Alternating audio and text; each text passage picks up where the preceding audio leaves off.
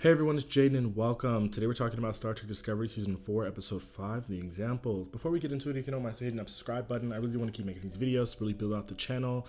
It really just helps out a lot, to be honest. If you want to see more videos about Star Trek or the Picard or eventually The Expanse and the Orville, just hit the subscribe button. I do plan to make those videos going forward.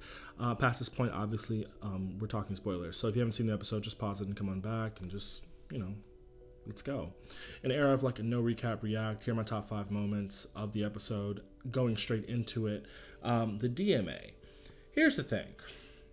And when I say top 5 moments, I don't necessarily mean like, woo, I love that. It's just like a very pivotal moment though in the show.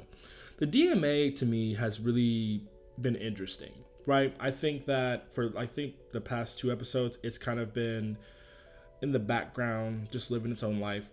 But it really did make itself known with those first 2 episodes because we really just did not know anything about it. And now we kind of have this whole entire idea because basically the DMA was in front of people were tracking it, and then it just disappeared, and then it appeared 1,000 light years somewhere else doing its own thing. Meaning, basically, what everyone else has basically concluded is that, oh, wow, this was created. Here's the thing. I was hoping this would have been like a more natural force where everyone had to science it up to figure out a way to stop it, but it's not. I still think it's an uphill battle. No shot like on that, but it's one of those things of, well, this is not the way I thought the season was going to go. Not a bad thing necessarily, but it's just a pivot from like my initial like thoughts of really just hoping that this would have been a natural disaster that wasn't like, well, Su'Kal in the center of the burn, which destroyed the entire dilithium, type of situation. No, this is like, oh, some super powerful genius alien race harnessed a fucking star and said, hey, let's blow some shit up. And honestly, I would not be surprised if the reason for the people behind this just did it, oh, we just wanted to see if we could. Okay. Anyway, next up, my next moment goes down to Stamets really meeting his own Stamets with Tarka. I like Tarka. At first I was like, okay, who are you? How are you making Stamets feel so insecure? And then I'm like, all right, I get it. I see it. I'm here for it. So we learned also that this man essentially was also enslaved by the Emerald Chain using Neuralink, similar to Stamets basically in the last season. He's also from Ryza. Of all places, Ryza. Love to see it. Truly. Love to see it. And he's a very interesting person, right? I just think like probably he was enslaved a lot longer than Stamets was with the Neuralink, so it's probably a whole slew of problems and things he needs to work out, which hopefully he's staying around for a while. I was trying to look up a little bit of information in the background for this episode, and because I just really wanted to know how to spell his name correctly so I could read this off my script essentially. And yeah, everything on that website is written in past tense, which is that the expectation that people are going to die? I don't know. I have no idea, but that was just an interesting like tidbit that I learned today. Going into like the next moment, I have to hit up Tarka, Stamets, and Reno building a theoretical version of the DMA to test on Discovery. This is one of the stupidest things you could possibly do. It just seems so stupid. In the middle of the mission, you're like, you couldn't have waited like what, 3.5 hours to literally just do this again. I guess time is of the essence, but like, was waiting until you were in a controlled environment, a better controlled environment, such a hard situation? It seemed like it was. I will say that was kind of dumb of the episode, but it was interesting to see. It was cool idea of creating a wormhole, and they created basically a virtual wormhole after they theorized the fact that someone probably built this from scratch. Tarka, very smart. Stamets, he's smart. Very smart, can keep up. Like, this is exactly what I think I talked about like sometime in last season about the fact that there is a Stamets out there in this 34, 33, 33rd century essentially. And I said like, yeah, there has to be someone who's as smart as him, but like they're smart in terms of like the future standard. It's not that Stamets can't keep up. It's just the fact that like Stamets is smart for his era. So I don't know. This is very interesting. Really interesting to see. Love to see the relationship grow. We'll get back to Reno in a minute. Booker and Burnham go on this mission, essentially, to to go save the prisoners because these ex-Emerald Chain people who are not part of the Federation were going to leave the prisoners in there. And it turns out some of the prisoners were there because they like skipped a rock across the gym type of situation. But actually one dude did murder somebody. And the whole idea was to get everyone out. And Booker was really all about that. But Felix was like, no, this is my penance. I'm going to stay here whether we die or we live. Like, I'm going to deal with my penance, period. And I really think Burnham really just related in this situation because at the end of the day, which I think the show has changed drastically from its first episode. At the core of this entire show, it all started because even though Burnham was right, she did mutineer her entire, situation with the Klingons. She's the reason why Philippa Georgiou died, right? She's the reason why I forget her name right now. Oh God, the one with half her head shaved. She's the reason why half her head shaved and why she has a robotic eye. Like, so yes, she worked her way up, but at the same time, like, she's caused so much harm and peril to so many different people.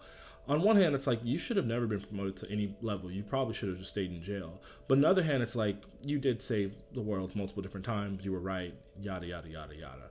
So, I don't know. But I do think that, yes, this was to sit there and say, like, hey, Burnham has growth. She's not forcing this man against his will to make a decision that, he's already made for himself.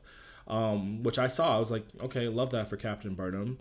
But at the same time, I think it's just the fact that it really related back to like where Burnham was in her life. And it was like, she really was able to understand. And I don't think that's something that Booker really could understand, because I don't think he's really ever had to have a situation that detrimental and that specific.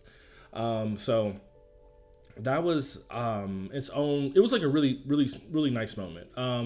With eventually like Burnham basically closing the loop on, holding up this people's stuff and giving it back to the rightful owner. Anyway, I think that probably the best moment of this entire episode, like that I personally really enjoyed the most, was really Culber and Kovich talking. That man is brutally honest. I've been calling Kovich Section 31 man for like the longest time. I don't know what he did. I didn't know who he was. Turns out Kovich is a doctor. Probably makes a lot of sense thinking back at it. But he also may be a Commodore by his rank. He just doesn't wear a uniform, which is like, okay, I guess. But Kovich is very honest with Culber. And I said this also. I was like, it doesn't make any sense for this man to be chief medical officer and to be counselor. Like, how can you do both jobs? Like, you literally cannot. And basically Kovich was like, you're burning yourself out because you think that you shouldn't be alive. The truth is, like, you need to recognize the fact that you're a miracle and just, it's okay. And you being brought back to life, it wasn't probably some insane higher purpose that you're trying to serve. It's literally just like, it just happened. It sucks, but you have to deal with that. And he needs to take a break. I've been saying the same thing. I was like, I do think probably though Culver has had a very unique storyline throughout this entire series. I think honestly probably might be one of the best, especially within the past 2 seasons, because it is such a solid storyline.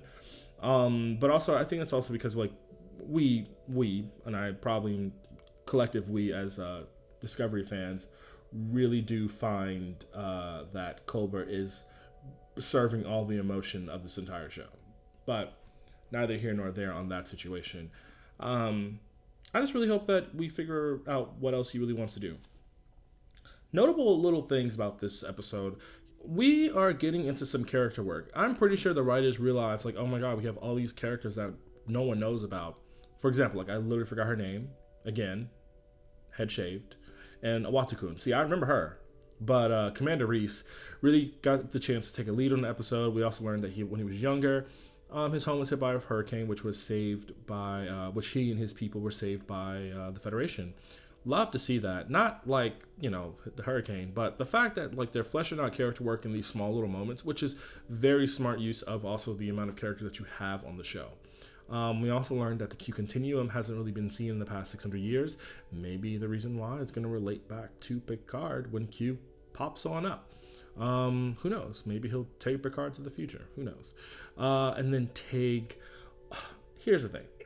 Commander Reno, or Tig, is a definition of a guest star. Because she comes and goes consistently.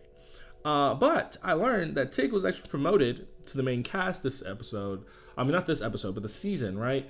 So hopefully it's not when Rachel Archerell, or Commander Non, essentially was promoted to the main cast of like last season, and essentially was there for 4 episodes and then got written off. I don't know what that was. It was like, why would you make her a main cast to literally write her off? Whatever. And Tarka, like I said, really do like that man. But this is the whole situation. I don't know. I don't really know where this episode really goes. I don't know where the season's gonna go. I really was hoping that it was going to be like some disastrous, like scientific reason why they had to sit there and fight, or figure it out and like science their way out of the situation. But that doesn't seem to be the case. I do think that I kind of appreciate episodes when the story is very tight and to the point. And I think this is a signature of like a tight to the point story. Like, I enjoyed Tilly's story last week, but I just think that as a whole, Adira's story to me at this point in time, with Grey not having a body, it does not serve the purpose that it did before. It just really doesn't. Hopefully we get to see them more as their own individual people, but to me it doesn't serve any purpose. I feel like they wrote themselves into a hole with their character, and now that they're out, it's like, okay, now they're trying to sit there and figure out how to flesh out the characters, and it's just like, I guess we can do this, I guess we can do that.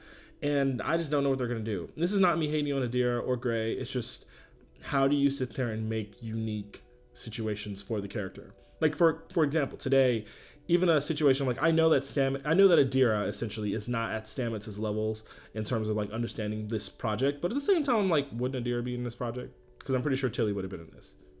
You know? I don't know. So we'll see next week, I guess, or the week after. Hopefully we figure this out and have more tight stories. Book, I don't know what he's going to do. He just seems, here's the thing, I don't really know what's going to happen. I just feel like the show kind of got thrown up in the air at this point, with saying the DMA is real or man-made. I do think Tarka's going to figure it out, obviously. Tarka probably, I would like to know a little bit more about his Emerald Chain history, like when he was enslaved. Obviously enslaved a much longer time than Stamets.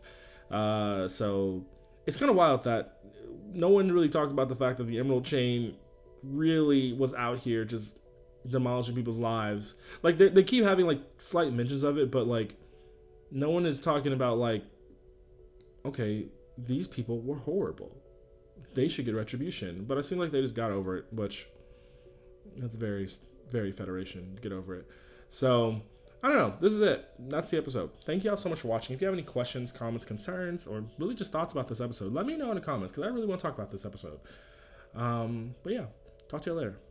Bye.